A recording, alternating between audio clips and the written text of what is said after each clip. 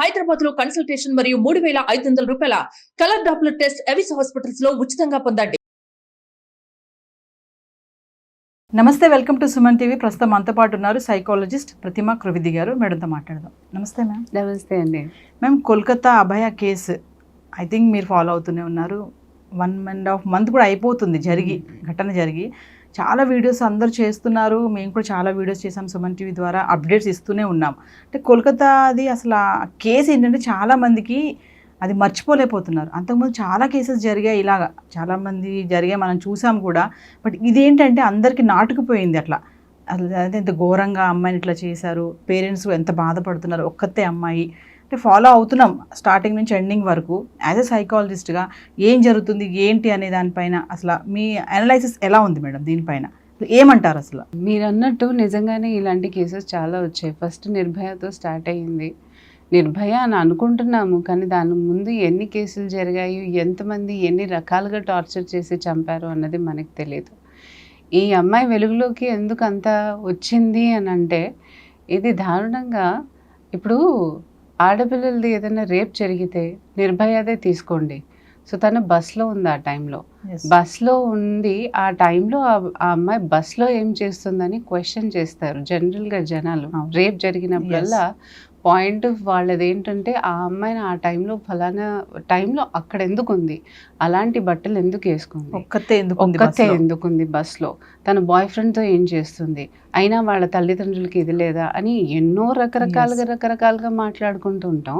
మరి ఈ కేసుకి వచ్చేటప్పటికల్లా ఈ అమ్మాయి బస్లో లేదు, ఈ అమ్మాయి పబ్లో లేదు, ఈ అమ్మాయి పార్టీ చేయట్లేదు, వర్కింగ్ ఎన్వైర్న్మెంట్లో ఉండి 36 hours డ్యూటీ చేసి తను అలసి సెమినార్ హాల్లో పడుకుంది అని అంటున్నారు.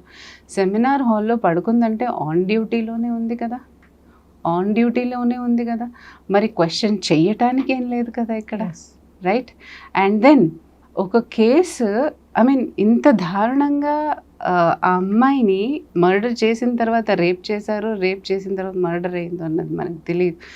అంటే ఇప్పటి వరకు కొన్ని నిజాలు, ఆ సంజీవ్ రాయ్ని అరెస్ట్ చేసి తన నిర్ధారంగా చెప్పినట్టు, తను నెక్రోఫీలియా ఉన్నట్టు, అంటే శవాలతో వాళ్ళు డెడ్ బాడీస్తో సెక్స్ చేస్తారు. జనరల్లీ ఇది సైకోపాథలాజికల్ కండిషన్, ఇది బ్రెయిన్. సో అలా దారుణంగా ఫస్ట్ చంపి వాళ్ళు దాంతో చేస్తారు. సో నెక్రోఫీలియా అని తేల్చి చెప్పారు. సో ఇంత దారుణం. యాక్చువల్లీ ఇది ఒక రేపే కాదు, అసలు బ్రూటలీ మర్డర్. పైగా ఒక కేస్ని ఇప్పుడు ఒక పర్టికులర్ ప్లేస్లో జరిగితే ఎవరో ఒక విట్నెసెస్ ఉంటారు. ఇది హాస్పిటల్లో పబ్లిక్ ప్లేస్లో జరిగిన రేప్ ఇది. అంటే ఎంతమంది ఇన్వాల్వ్ ఉండబట్టి ఇలా జరుగుతుందమ్మా, ఎంతమంది ఇంత పొలిటిసైజ్ చేస్తున్నారు అక్కడ. సో సిబిఐకి కూడా ఇది దొరకట్లేదని అంటే ఎంత విట్నెసెస్ని ట్యాంపర్ చేశారు వీళ్ళన్నది క్లియర్గా తెలుస్తోంది అక్కడ. జనాలకు కూడా తెలుసమ్మా, జనాలకు తెలియక కాదు. కానీ మానసికంగా ఇప్పుడు ఏంటంటే, ఒక డాక్టర్కి అలా జరుగుతుందనంటే ఆ వృత్తి వేరే వృత్తి లాగా ఒక 6-7 years కష్టపడి వచ్చేది కాదు. 16 ఏళ్ళు కష్టపడితే తప్ప ఒక ఐడెంటిటీ అనేది మనిషికి రాదు. డాక్టర్లో ఆ వృత్తి అనేది అంత కష్టమైనది. 31 yearsలో తను ఇంకా పీజీ ఉందనంటే వాళ్ళు పడ్డ శ్రమని చూడండి. ఆ శ్రమ పక్కన పెడితే పోష్ యాక్ట్ అనేది ఉంది కదమ్మా అక్కడ. అది ఎందుకంటే అది దట్స్ వర్కింగ్ ఎన్వైర్న్మెంట్లో జరిగింది. సో విమెన్ సేఫ్టీ అని మాట్లాడతాము, Article 21 లాగా విమెన్ సేఫ్టీ అని మాట్లాడతాము. దాంట్లో తగిన అవన్నీ వాట్ ఎవర్ ఫెసిలిటీస్ వాళ్ళకి ఇవ్వాలి ఆ టైంలో, సేఫ్ అండ్ సెక్యూరిటీ గురించి. Definitely it's a right of a citizen to have a safe environment actually. So అది బేసిక్ థింగ్స్ కూడా కన్సిడర్ చేయట్లేదు కదా. మరి ఇప్పుడు అరెస్ట్ చేశారు, ఇది ఎప్పటి నుంచో చెప్తున్నారు యాక్చువల్లీ. సందీప్ ఘోష్ అనేది ఇన్వాల్వ్ అయి ఉన్నారు, వీళ్ళు ఇన్వాల్వ్ అయి ఉన్నారు అనేసి. అసలు తెలిసిన వెంబడి FIR ఫైల్ చేయటం కూడా లేట్ అయ్యిందని చెప్పారు, 14 hours లేట్ అయ్యింది అని చెప్పారు. చాలా మటుకు అనాలిసిస్ చేసేసి తర్వాత అతన్ని ఒక పక్కడబందీకి ఒక ఎవిడెన్సెస్తో అరెస్ట్ చేశారు. మధ్యలో ఏంటంటే దారి తప్పించడానికి ఫైనాన్షియల్ దీంట్లో రైట్స్ అనేసి ఇదనేసి, అసలు అది ఏమంటారో కూడా నాకు అసలు చెప్పడానికి కూడా వర్డ్స్ రావట్లేదు. అది న్యాచురల్గా తప్పు. అంటే ఒక పొలిటికల్గా మరి ఆ అమ్మాయికి ఏమైనా ఎవిడెన్సెస్ ఉన్నాయో తెలీదు, పొలిటికల్గా ఇవన్నీ నొక్కేస్తున్నారా తెలీదు. కానీ పాపం అమాయక జనాలు ఏం చేస్తున్నారు ప్రజలు వాళ్ళనేమి కించపరచట్లేదు, నష్టపరచట్లేదు. మీరు చేసిన తప్పులు ఎదిరించి మాట్లాడితే ఇంత పెద్ద శిక్ష వాళ్ళకి. అంతే కదా మేడం, 31 years మీరు అన్నారు, డాక్టర్ అంటే మామూలు విషయం కాదు. ఎంత కష్టపడితే అక్కడ వరకు వస్తారు, ఎంత కష్టపడాల్సి వస్తుందో ఆ ప్రొఫెషన్లో. మరి ఇంకోటి ఏంటంటే ఈ డాక్టర్స్ అనే వాళ్ళు ఇప్పుడు ఈ ప్రొఫెషన్లోకి వెళ్తున్నారు, కానీ ప్రొఫెషన్స్కి వెళ్తారు వాళ్ళకి, అయినా సరే ఈ సీనియర్ జూనియర్ లెవెల్ హరాస్మెంట్స్ కూడా వాళ్ళకి చాలా ఉంటాయి. కానీ అన్నీ బయట పెట్టరు, లేడీస్ కూడా అన్నీ బయట పెట్టుకోలేరు. ఎందుకనంటే ఈ వృత్తికి సంబంధించి వాళ్ళకి ఏంటంటే ఒక్క డ్రాబ్యాక్ వచ్చినా వాళ్ళ సర్టిఫికేట్స్ ఆగిపోతాయనో, వాళ్ళ పీజీస్ ఆగిపోతాయనో, పాపం వాళ్ళకి తరచుగా ఇలాంటి ఫ్రస్ట్రేషన్స్కి వాళ్ళు గురి అవుతూ ఉంటారు. అసలు ఆ మొత్తం ప్రొఫెషన్ అయ్యి సెటిల్ అయ్యి బయటపడేసరికి వాళ్ళు ఎంత మానసికంగా, వాళ్ళు ఎంత ఫిజికల్గా కూడా, it is not only mental torture, it's physical torture also for them. అలాంటి వృత్తిని I mean to say they are also considered as a front warriors. మన కోవిడ్ టైంలో కూడా తెలుసు మీకు ఎంత కష్టపడ్డారు ప్రతి డాక్టర్, ప్రతి police. They stood in front and then they save many lifes. అలాంటి వృత్తి వాళ్ళకు కూడా మనం న్యాయం చేయకపోతే ఎలా? అంటే ఆల్మోస్ట్ లైక్ 1.5 month అయింది, ఇప్పటి వరకు తేల్చలేకపోవడం, ఆ అమ్మాయికి నిజంగా ఏం జరిగిందన్నది తెలియకపోవటం, న్యూస్ అనేది ఒక్కొక్కళ్ళు ఒక్కొక్క ఛానల్లో ఒక్కొక్కటి డ్రాక్ చేయటం. అండ్ మీకు తెలిసిందే ఛానల్స్ వాళ్ళు కూడా పెద్దగా దాన్ని వివరించి ఏదో నిర్ధారింపబడింది అన్నట్టు మళ్ళీ అక్కడ ట్విస్ట్ అండ్ టర్న్స్. అంటే జనాలకు కూడా ఆల్మోస్ట్ లాస్ట్ అండ్ కన్ఫ్యూజ్డ్ ఉన్నారు ఏం జరుగుంటుంది అనేది. సో అది చాలా తప్పు అని అనిపిస్తుంది. ఒక కేసు ఇట్లా అంటే ఎవరైనా చూడండి, ఇంకా తల్లిదండ్రులు ఆ ప్రొఫెషన్ చూస్ చేసుకోవడానికి భయపడతారు. వద్దులే అమ్మా ఏదో ఒకటి చేయి, ఆల్రెడీ ఇంత ప్రెషర్ ఉంటుంది లేడీస్ మీద, ఇంకా pressure. Correct. So I think ఇది ఎక్కడికి దారి తీస్తుందో తెలియదు, కానీ ఈవెన్ జనాల్లో కూడా మనం ఆ భయం చూస్తున్నాం ఇప్పుడు.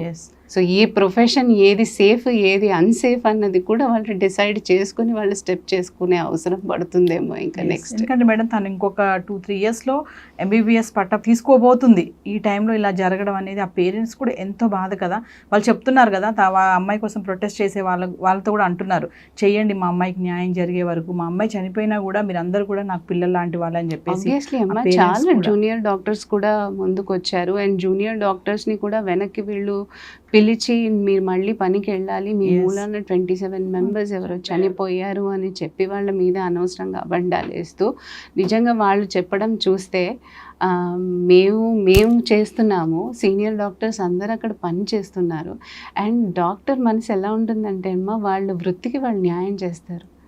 వాళ్ళు డబ్బులు తీసుకుంటారా, అవన్నీ వేరే విషయాలు, కానీ వాళ్ళ వృత్తికి వాళ్ళు ఎప్పుడు వెనకజారు. And that is the profession that, ఎందుకంటే ఆ ప్యాషన్ ఉన్న వాళ్ళే ఆ ఫీల్డ్లో వెళ్తారు. అంటే ఇది కంప్లీట్ హ్యూమన్ అనాటమీ కదా. సో ఆ ప్యాషన్ ఉన్న వాళ్ళే అక్కడికి వెళ్తారు. అలాంటిది వాళ్ళ వృత్తికి అన్యాయం ఎందుకు చేస్తారు? సో మీరు చేసిన దారుణం అది దారుణం కాదా? సో అలాంటి ఆ స్ట్రైక్ చేస్తున్న వాళ్ళని కూడా వెనక్కి పిలిచి ఆ కేసు అంతా మళ్ళీ రివర్స్ చేసేసి దాంట్లో కూడా కోర్టు మీరు వెనక్కి వెళ్ళిపోవాలి అని అంటే వాళ్ళు మాత్రం ఎందుకు ఒప్పుకోవాలి? ఇంకా ఏం నిర్ధారించండి, జస్టిస్ జరగందే అక్కడ, అది తప్పు కదా. సో అసలు దానికి యాక్చువల్లీ వాళ్ళు కూడా నష్టమే పోతున్నారు, వాళ్ళ ప్రాక్టీస్ కూడా ఆగిపోతుంది, మిస్ అవుతున్నారు, క్లాసెస్ మిస్ అవుతున్నారు. న్యాయం జరగాలి, ఎంత తొందరగా జరిగితే అంత మంచిది. సో అంత వాళ్ళ చేతుల్లో ఉంది. మనం పెద్ద పెద్ద టెర్రరిస్టులను పట్టుకున్న దేశం మనది, అంటే బయట వాళ్ళ నుంచి పోరాడిన దేశం మనది. ఇది మన దేశంలోనే ఏదైనా జరుగుతుంటే న్యాయం జరిపించడానికి ఇంత టైం ఎందుకు తీసుకుంటారు? ఎందుకంటే చూస్తున్నాం మేడం, ఇప్పటి వరకు ఏ క్లారిటీ లేదు. వాడిని అరెస్ట్ చేసామంటున్నారు, వీని అరెస్ట్ చేసామంటున్నారు, ఇంకా కొత్త బయటకు వస్తున్నాయి, రైట్స్ అంటున్నారు, సందీప్ ఘోష్ ఫామ్ హౌస్ అంటున్నారు, ఇంట్లో ఏదో పెట్టాడు అంటున్నారు. అవన్నీ అనవసరం అమ్మ, వాడు ఇన్వాల్వ్ ఉన్నాడా లేదా, వాడు చేశాడా లేదా, అంతే. ఇంకా విక్టిమ్లు ఎవరు ఉన్నారు అంటే ఇప్పుడు ఒకళ్ళు కాదు 7 అంటున్నారు, కొంతమంది ఏమో కాదు ఒక్కడే చేశారని అంటున్నారు. అసలు ఏది కరెక్ట్ ఏది రాంగ్ అది చెప్పడానికి, అంటే ఇంత ఎక్స్టెన్షన్ చేసి చేసి చేసి చేసి జనాలకు ఒక రకంగా విరక్తి వచ్చిన తర్వాత ఆ న్యూస్ చూడటం మానేస్తారు, అక్కడికి చల్లారిపోతుంది news. That is how it is happening. దొరికిన వాడు దొంగ, సింపుల్. అది ప్రతిసారి జరుగుతుంది ఇదే కదా. సో అలా జరగకుండా ఏం చేస్తారో చూడాలి. ఇంకా మేమందరం వెయిట్ చేస్తున్నాం ఏంటంటే నిజంగా అమ్మాయికి జస్టిస్ జరిగి వాళ్ళ పేరెంట్స్కి అంటే తిను చేశాడు అన్న ఇది ఉండాలి అసలు. యాక్చువల్గా ఒక్కొక్కసారి అనిపిస్తుంది జనాలకు వదిలేయాలి వీళ్ళని, క్రిమినల్స్ని. అసలు వాళ్ళు ఏం పనిష్మెంట్ ఇస్తే వాళ్ళు గల్ఫ్ కంట్రీస్లో చేస్తారు చూడండి, అలా చేయాలి కంప్లీట్గా. అలా చేస్తేనే తెలుస్తుందేమో, భయం వస్తుంది. ఇంత దారుణమైన హత్య మనం చేయకూడదన్న భయం వస్తుంది. చూస్తున్నాం మేడం, మేము కూడా వెయిట్ చేస్తున్నాం ఎలాంటి జస్టిస్ వస్తుంది ఆ పేరెంట్స్కి, అభయకి. ఎందుకంటే రోజుకో ట్విస్ట్లు వస్తున్నాయి, ఇప్పటివరకు అయితే క్లారిటీ అయితే లేదు. చూద్దాం ఎలాంటి జస్టిస్ అనేది వస్తుంది, మంచిగా రావాలి. మన అందరం కోరుకునేది అదే, ఆ అమ్మాయి ఆత్మ శాంతించాలి, ఆ అమ్మాయికి అంత న్యాయం జరగాలి అంతే. Thank you.